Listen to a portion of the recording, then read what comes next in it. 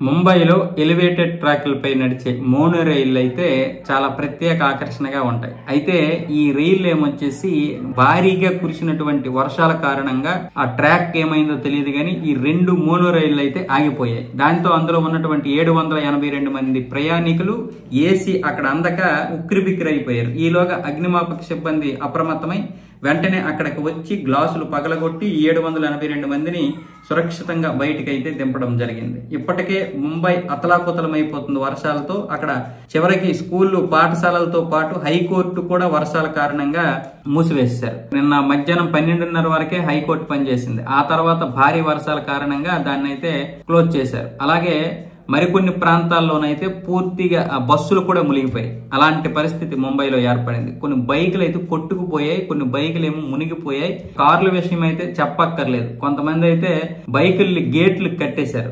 కానీ కార్ల విషయం అలా కాదు, ముంబైలో నీటిలో తేలుతున్నాయి. అలాంటి పరిస్థితి ఈరోజు ముంబై అనే కాదు, ముంబై, హైదరాబాద్, బెంగళూరు, చెన్నై, ఢిల్లీ, కలకత్తా వీటన్నింటినీ మాత్రం వర్షాలు వచ్చినప్పుడు ఈ పరిస్థితి వస్తుంది కాబట్టి ఖచ్చితంగా ప్రక్షాళన చేయాలి. ఇక రాజకీయ పార్టీలు విమర్శించడం లాభం లేదు.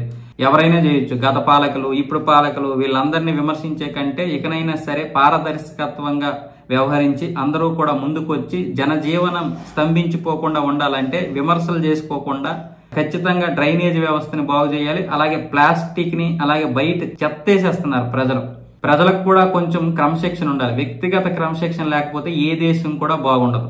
కేవలం పారిశుద్ధ్య కార్మికులు, ప్రభుత్వ అధికారులు మాత్రమే ఈ దేశాన్ని బాగు చేయలేరు. అందరము కూడా తలా ఒక చేయి వేయాలి. మన పిల్లల నుండి కూడా మనం నేర్పించాలి. ఈ కురుకురే తింటారు, ఆ ప్యాకెట్లు అక్కడే పడేస్తారు, కవర్లు తీసుకెళ్తారు, అక్కడే పడేస్తారు. సముద్రంలో కూడా చివరికి మన హిందువులు ఏం చేస్తారంటే ఈ సముద్రం నదుల్లోన మనం పూజ చేస్తాం కదా, అవి సముద్రంలో పడేయాలంటే కవర్తో పడేస్తారు. అదే మన హైదరాబాద్ లోనైతే కవర్ తో పడేస్తారు. హుస్సేన్ సాగర్ తీసుకెళ్లి కొంచెమైనా మేనస్ ఉండాలి. ఏవి కరిగిపోతాయి అవి మాత్రమే వేయాలి.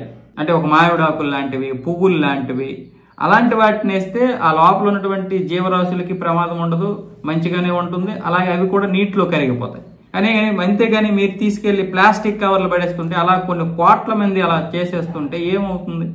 గంగా నదిలోనూ అదే పరిస్థితి, బంగాళాఖాతంలోనూ అదే పరిస్థితి, ఈ నదుల్లోనూ అదే పరిస్థితి. విచ్చలవిడిగా ప్లాస్టిక్ వినియోగం. సరే వినియోగించారు, సరే దాన్ని ఒక చెత్తలో వేయాలి, దానికి సపరేట్గా ఒక ప్లేస్ ఉంటుందని ఆలోచించొద్దా? నీటిలో పడేయడమేనా? ఇవన్నీ కూడా మనకి డ్రైనేజ్ వ్యవస్థ పాడైపోవడానికి ఇది కూడా పెద్ద ప్రమాదకరమైనటువంటి పరిస్థితి తీసుకొచ్చింది. కాబట్టి ప్రభుత్వాలు మాత్రమే నిందించకుండా ప్రజలు కూడా దీనికి ఏం చేయాలో ఆలోచించాలి. అలాగే ప్రభుత్వాలు కూడా గత పాలకులు అలా చేశారు, ఇలా చేశారని విమర్శించకుండా దీన్ని అందరూ ప్రక్షాళన చేయాల్సినటువంటి అవసరం ఉంది.